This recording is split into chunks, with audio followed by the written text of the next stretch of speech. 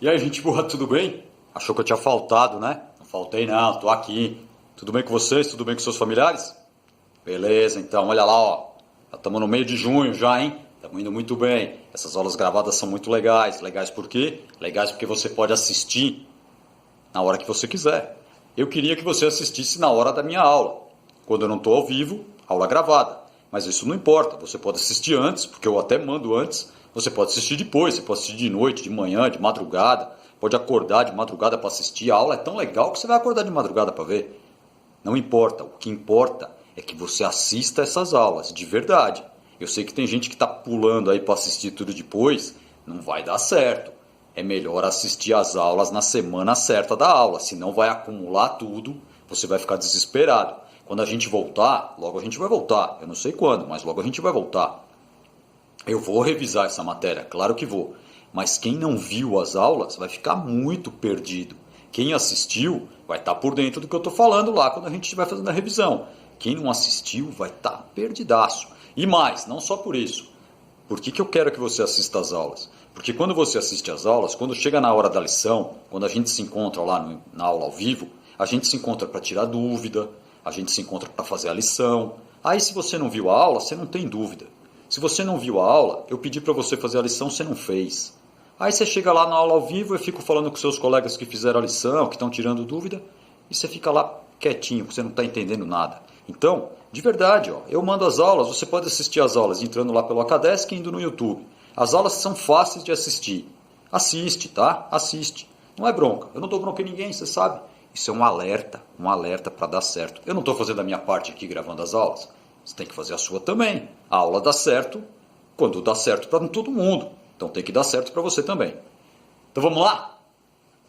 Pega seu livro aí, hein? Página 45, por favor. Enquanto você pega, eu espero um pouquinho. Enquanto você está lá pegando, eu vou falando algumas coisas e você vai me ouvir. Vai buscar o livro. Quem já está com o livro aí, vai abrindo. Página 45, capítulo 2. A gente já viu boa parte do estudo das águas nessas partes das aulas gravadas. A água se formou no planeta há muito tempo. A maior parte da água do planeta está nos oceanos, água salgada. Tem uma parte congelada nos polos e nas geleiras. Tem uma parte subterrânea e tem uma parte nos rios. A água que daria para a gente beber diretamente é a água do rio, só que aí tem um problema, ela pode estar poluída ou contaminada. Então a gente tem que passar ela por uma estação de tratamento ou fazer alguns tratamentos caseiros quando não tem a possibilidade da estação. Com tudo isso, aí eu tenho água boa para o nosso consumo. Nós precisamos de muita água, tá? Então, além de quando a gente pensa na água só para beber, são os usos da água agora que nós vamos ver nesse capítulo. Então tá com ele aí? Lembrando outra coisa que eu sempre falo. Quanto mais parecido a nossa aula gravada for com a aula lá na classe, melhor. O nosso cérebro entende melhor. O cérebro não gosta de muitas mudanças, assim. Ele gosta de seguir um certo padrão. Então, eu vou fazer as aulas bem parecidas para quando a gente estiver de volta, tudo correr tranquilo. Vai por mim, eu sou velho dando aula já, eu sei o que eu estou falando, tá? Então, ó, pega o livro aí.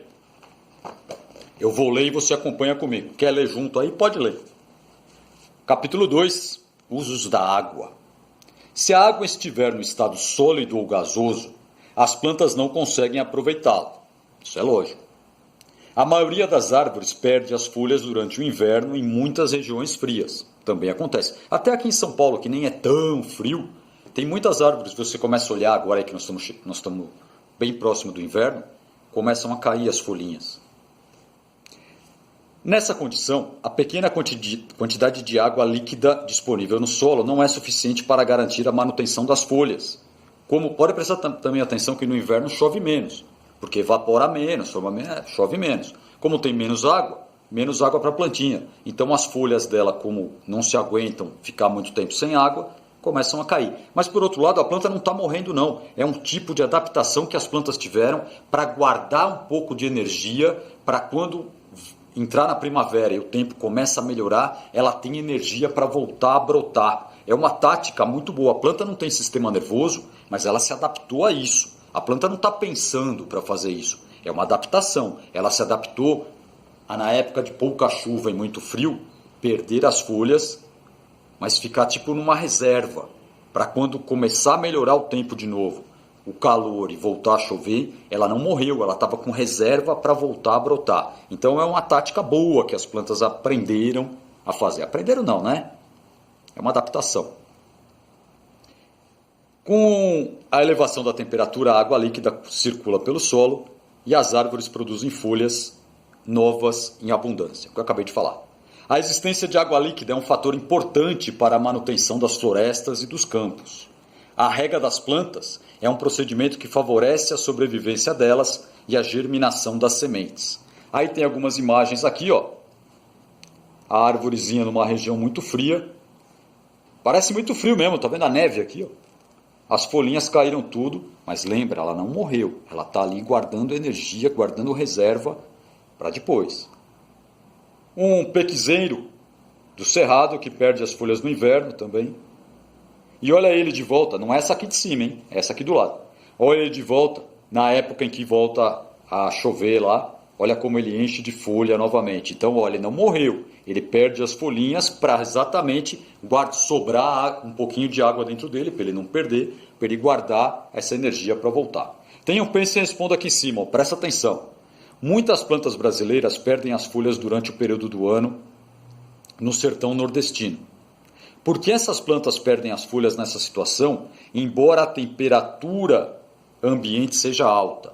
Lembra, não tem a ver só com a temperatura, tem a ver com água, tá? Então pensa bem aí, ó. Tem épocas aí que mesmo a temperatura estando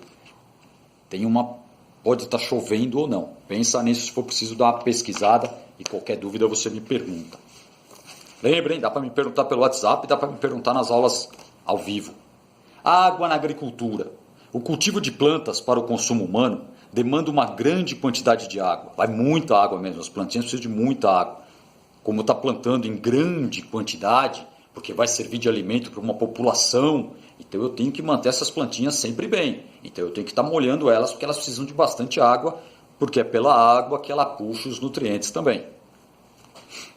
Em regiões onde as chuvas não são uniformes, é preciso irrigar as culturas para garantir a germinação e a sobrevivência dessas plantas. Você já deve ter visto muito isso na TV, talvez até conheça isso ao vivo, mas aqui na foto mostra muito bem os irrigadores.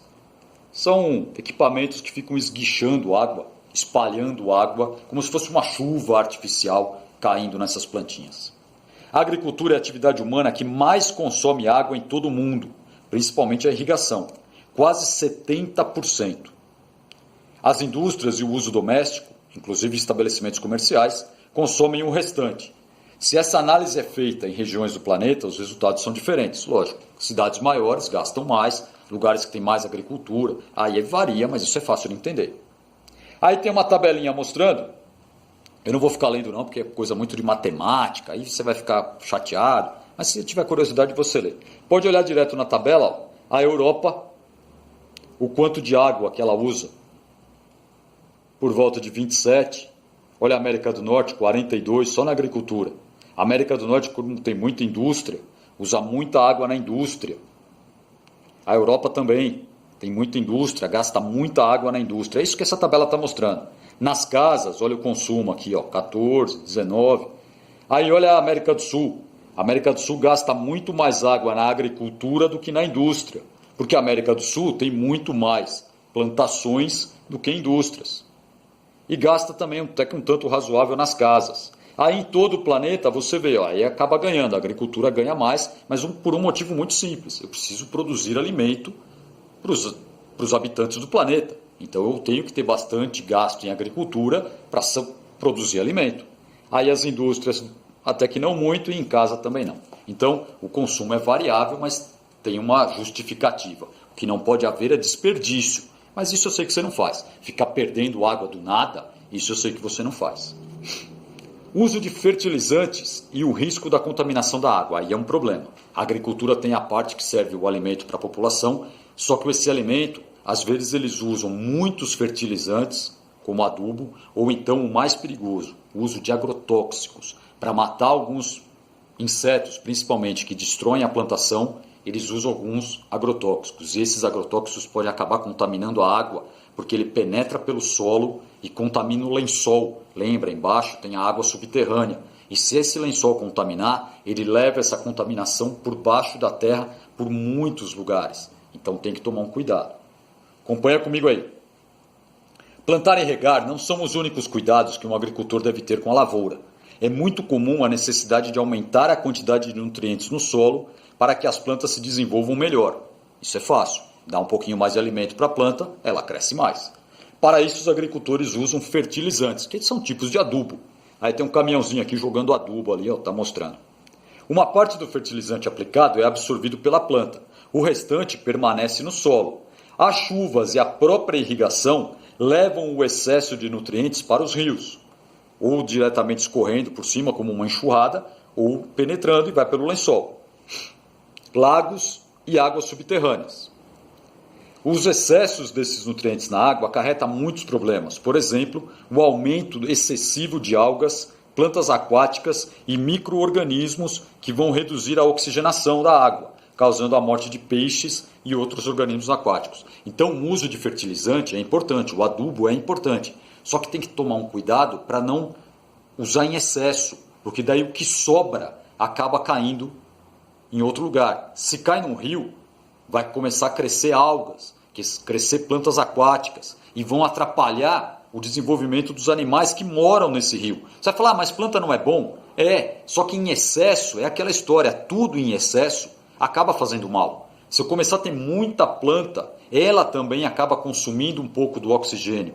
Ah, mas ela não produz? Produz, mas ela consome também. Mas ela pode criar uma cobertura em cima do rio, não deixa mais passar a luz solar. Aí, se tiver alguma plantinha para baixo, morre. Alguns peixinhos morrem. Então, o fertilizante tem que ser usado tomando um certo cuidado. Aqui vai estar mostrando também uma projeção de água, mas é só um gráfico. Uma atividade. E aí, uma outra parte, que é um outro tipo que a gente usa água, que a gente usa água nas máquinas e no trabalho. Água, máquinas e trabalho humano. Há muito tempo, o ser humano descobriu que a água pode facilitar muito as tarefas do cotidiano. O monjolo e a roda d'água foram duas das primeiras máquinas a funcionar, utilizando a água a substituir a força de animais e o ser humano. Aqui no livro não dá para entender direito, tá? Então, ó, se você tiver com paciência, eu gostaria que você fizesse. Procura algum vídeo na internet aí sobre roda d'água, sobre monjolo. Você vai ver como ele funciona e como ele ajudou muito algumas atividades humanas. No princípio, principalmente, igual aqui está mostrando nessa foto, tem esse senhor aqui, ó, com um pedaço de madeira socando umas sementes, que ele quer quebrar para ficar uma semente bem pequenininha para ele poder comer. Imagina a força e o tempo que esse senhor ficava fazendo ali para quebrar essas sementes. Aí eles adaptaram um jeito, que é o monjolo. O monjolo parece uma gangorra, assim, ó. Ele enche de água de um lado. Imagina que ele enche aqui, ó. Aí ele fica pesado, aí ele sobe. Desse lado tem o mesmo bastão que aquele cara está segurando.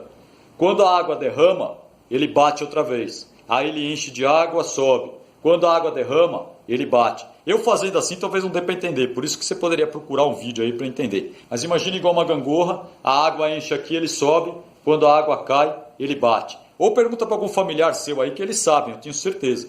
Aí, em vez de ficar aquele senhorzinho ali batendo, ele montava isso, a água ficava fazendo isso para ele ali, ó. Subia, batia, subia, batia. Ele só ia pondo a sementinha ali para ir quebrando. Facilitou a vida dele lá, hein? Então, um tipo simples de uso da água para fazer uma máquina trabalhar para ajudar o meu serviço. Então, mas procurem, é interessante. A roda d'água eles fizeram várias coisas também. Vai estar contando aqui, ó, até a Revolução Industrial do século XVIII, a criação e o aperfeiçoamento das máquinas, utilizavam a energia a vapor da água, começaram a esquentar a água quente, soltava aquele vapor e com o vapor eles conseguiam movimentar algumas engrenagens. Aí começaram a criar as máquinas a vapor, que tinham muito mais força. Era só colocar água num recipiente, aquecer muito essa água, ela começava a fazer muita fumaça presa, aí eles faziam um caninho bem fininho para essa fumaça sair com muita força. Saía com tanta força esse vapor que ele conseguia girar uma engrenagem. E a partir daí eles acoplavam o que eles precisavam e criaram as máquinas a vapor. Até carro tinha assim, carro com um tambor que esquentava a água e fazia movimentar as rodas. Interessante, né? Procura máquinas a vapor. Quando uma roda d'água, um monjolo ou uma máquina a vapor está funcionando, ocorre a transferência de energia do movimento da água para o equipamento. Aqui vai ter uma história falando da Revolução Industrial, uma locomotiva a vapor, e aqui vai ter a explicação do que eu falei, deles aquecendo a água para, com a pressão da água, fazer o movimento da máquina. É fácil, tá? Se você pesquisar algumas coisas sobre máquinas a vapor, você vai ver que é muito legal. É o uso da água, não só bebendo água. A gente usa água até para fazer máquinas funcionarem. Até hoje, a gente não tem mais muita máquina a vapor em uso, mas a gente tem máquinas que aquecem muito e a gente usa água para resfriar essas máquinas. O automóvel tem um pouco d'água lá no motor, que é para ajudar a resfriar quando o carro está muito tempo com o motor ligado. Então a gente usa muito a água, não só para beber, não só para fazer comida, não só para tomar banho. A água é usada em várias atividades. E isso é a ideia do nosso capítulo. Eu não vou continuar hoje não, tá? Assim você fica com calma aí, paciência. Na próxima aula a gente termina esse capítulo. Por enquanto, fica na paz. Deixa eu falar uma coisa antes, eu estava achando que eu ia embora, né? Lembra que eu pedi uma lição para vocês fazerem aí, página 44. Eu já pedi faz tempo, faz aí, hein? Faz, porque quando a gente se encontrar eu quero corrigir essa lição. Agora sim, fica na paz. E até mais.